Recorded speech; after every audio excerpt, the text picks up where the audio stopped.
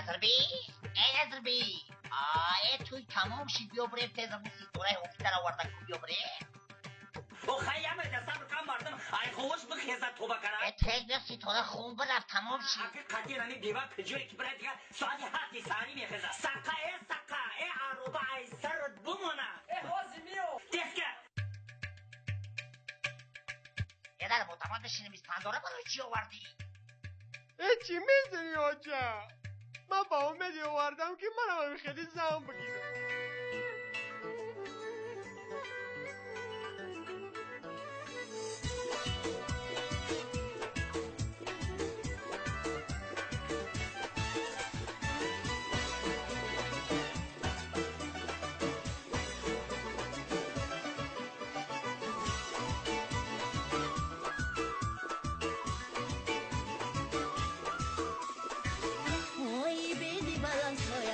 ساقینای اوی خواهری نازنینی و غمگینای اوی دوگانه هاشو نزنه بر موی کاش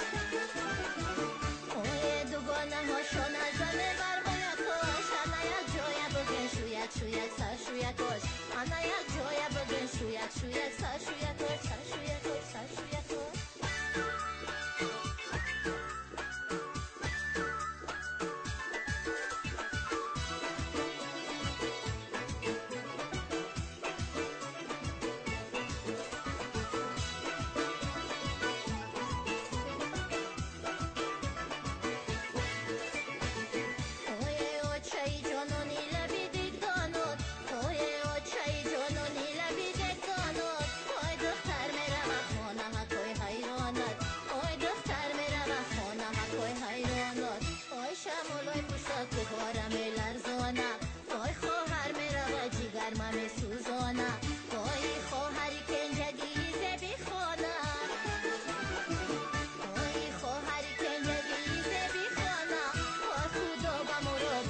دوست